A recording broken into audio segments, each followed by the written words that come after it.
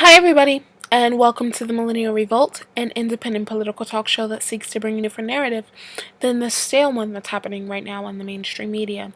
So, the Purge is basically happening at the DNC right now. They are getting rid of people who were implicated in the WikiLeaks scandal. As you know, WikiLeaks released over 20,000 emails showing that multiple people in high positions in the DNC were actively undermining Senator Sanders' campaign, that they were actively colluding with members of the media to push forward a narrative to undermine Senator Sanders' campaign, and basically the cards were stacked against him from the beginning because the favored candidate was Hillary Clinton.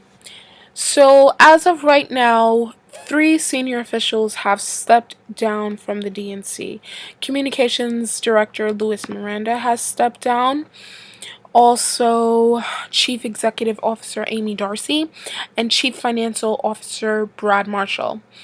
Donna Brazil, who is now the interim chairwoman after Debbie Wasserman Schultz stepped down and did not speak at the Democratic National Convention, released a statement today saying, "Thanks in part to the hard work of Amy, Lewis, and Brad, the Democratic Party has adopted the most progressive platform in history, has put itself in a financial position to win in November, and has begun the important work of investing in state party partnerships. I'm so grateful for the commitment to the cause, and I wish them continued success in the next chapter of their careers." Amy Darcy was involved in one of the most controversial emails that was released to date, which tried to smear Senator Sanders and tried to paint him as an atheist. Now, she has already landed another job where she is currently working at Squared Communications, a Democratic consulting firm which is dedicated to electing female Democrats. The CEO and founder of Squared Communications said, "As one of the top campaign strategists in our party, and with our experience together on presidential, Senate, and congressional campaigns, Amy will help our firm's clients navigate this and future elections." Former DNC Executive Director Tom McCann, apologies if I pronounce his name wrong, he has been brought in as the new CEO. According to Donna Brazil, McCann is credited with creating the 50 states strategy for former Vermont Governor Howard Dean when he chaired the DNC between 2005 and 2008. Brendan Davis, who serves as the Chief of Staff, will be in charge of the general election strategy. Doug Thornell, a longtime Democratic strategist who works as the consulting firm SKDK Knickerbocker, will join the DNC as a senior advisor. According to an article from RT, which I will have linked in the description box below, President Obama apparently pressured Debbie Wasserman Schultz to step down. Now, what I'm thinking is President Obama is worried about his legacy, and he is worried about the Democrats possibly losing the White House, and he should be worried indeed. Because they are dealing with this now, this still isn't going to help them. If they think this is going to appease some of the Bernie or bust folks, and this is going to try to solidify the space, for some people it may, but for others, it's not going to do anything. This should have been Debbie Wasserman Schultz should have stepped down immediately. These people should have stepped down immediately. The result of the Democratic primaries should have been null and void. It actively showed that the DNC rigged the primaries, tipped the scales for one candidate, that the DNC was supposed to remain fair, neutral, and impartial, and it wasn't. Hillary Clinton and the DNC, I should state, were actively rude and disrespectful and tried to shut out Bernie supporters and Bernie delegates. They were taking away credentials. They were putting white noise boxes above their seating areas so they couldn't protest. They cut the lights off them. They wouldn't allow people inside to protest. They drowned them out. Anything you're doing now is just adding more fuel to the fire. The damage is already done. WikiLeaks said that they have more emails that they are going to release. I just think this is the DNC trying to get ahead of the situation and are just trying to clean house just to try to save face. But this isn't going to help you. Hillary Clinton didn't get that big of a bump that they expected her to get after the Democratic National Convention. This 7-point bump that they're talking about, CNN didn't even poll 18 to 24 in the recent poll that they did. And if they did, they would have noticed that majority of millennials do not like Hillary Clinton and are probably not voting for her. There are some Bernie supporters who say that they are going to vote for Donald Trump. There are some people who say that they're going to vote for Jill Stein. There's not that much enthusiasm around Hillary Clinton. And what they're doing now is they're just trying to save face, and they're just trying to unite the party. The damage has already been done. What you should have done was nullify the results of the primary, but you didn't do that. You continued, and now more. Julian Assange already said that he has more emails, so he's going to release more of them. And as I said in my previous video, Hillary Clinton's campaign has been hacked. They probably sent the emails to Julian Assange, and he's going through them, and he's going to verify them, and he's going to release them soon. Another possible reason why the DNC could possibly be firing these people or they are resigning is to keep Bernie Sanders in line. As you know, Bernie Sanders, the same day Hillary Clinton was giving her speech at the DNC, deregistered from the Democratic Party and became an independent. This is probably a way for him to continue to campaign for Hillary Clinton so he can get his supporters in line to vote for her.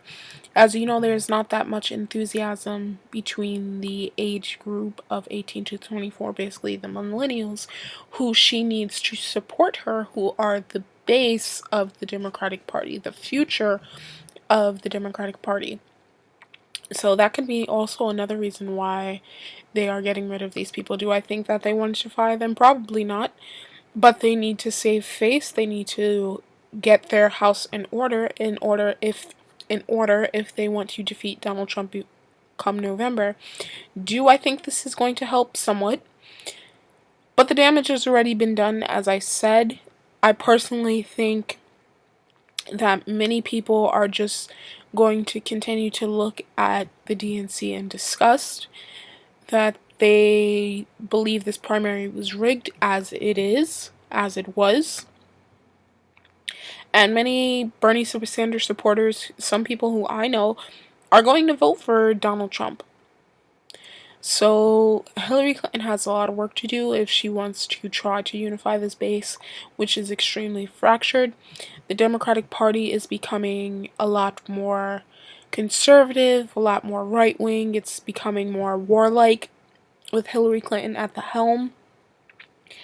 So it's just becoming an unrecognizable party, and the corruption is so deep that I don't think anyone in their right mind would be proud to call themselves a Democrat as of now. So there are some insiders within the DNC which think that the major departure of these three people is a silver lining for the DNC. And I'm going to read you a quote from NBC News. I'm going to have a link in the description box below. There's a level of optimism about the party that I don't think people have held in a while. People feel good that there's now going to be a real opportunity to stand the building back up, to fill the void that has been left by the DNC in such a state of despair. There are good people there whose hands were tied. Now that they have a real opportunity with a new chair, with new leadership, and with a new culture in the building. So they believe that this is going to be helpful to the DNC. But the problem is that the Democratic Party has been moving slowly to the right. And this has been happening since the 90s. The Democratic Party has become a party that is more hawkish, that is more pro-war, that has become more corporatist. And I think people, on a side note, I think people tend to confuse capitalism and corporatism because those are two very different things. But they have become a corporatist party. They have become a party that supports disastrous trade deals that are hurting American workers. They have become a party, even though the Republicans talk about deportations, they have become the party that's actually deporting people en masse. They are taking people in the middle of the night and deporting them.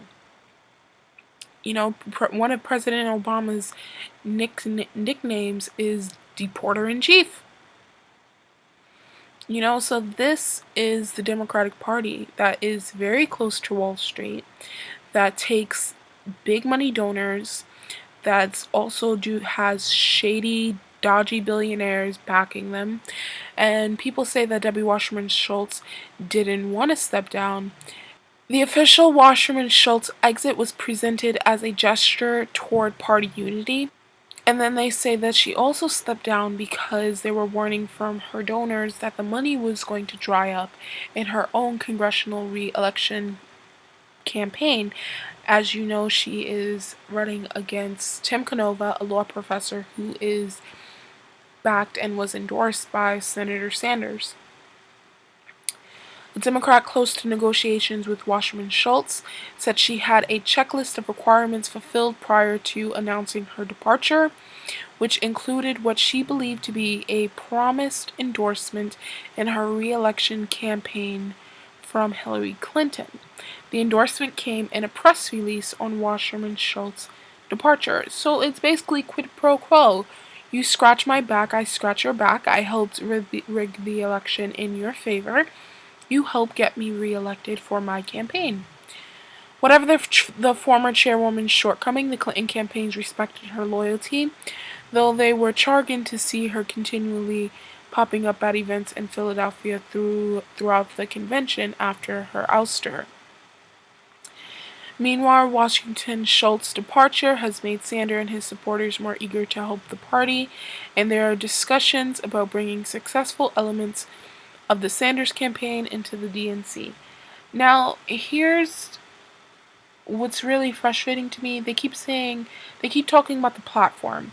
We got the most progressive platform in history. Hillary Clinton has been known to flip-flop on every single issue that she has supported. The Democratic platform, there's nothing binding these Democrats from governing from this platform. So it's kind of like Bernie Sanders used all of his capital that he gained in the primaries for nothing. There's nothing to hold Hillary Clinton's feet to the fire and say, look, you have to govern from this platform.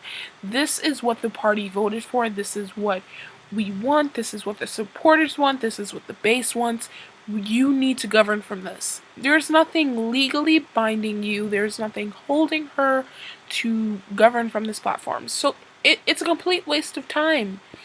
It's a complete waste of time for everyone. It's a complete waste of time for all the delegates and everyone who fought for this platform, because she's going to flip-flop again. We already had Terry McCullough, who said once Hillary Clinton is in the White House that she is going to reconsider and back TPP after they make a few changes to it. So nothing they say can be believed. They can keep trying to say that there is party unity, that we're all coming together, everyone's fine. I don't believe it. None of you should believe it. I'm just waiting for more of the WikiLeaks documents to come out, because basically they are helping our democracy. Julian Assange said that they could possibly have emails from the RNC, so hopefully we get to see those upcoming soon. And I'm just ready for this whole election cycle to be over. It is just a complete farce. This election was stolen. Our constitutional republic is basically dead. our elected officials do not represent us. They represent the big donors who support and fund them. I'm the Millennial Revolt. Thank you guys so much for watching, and you have a great day.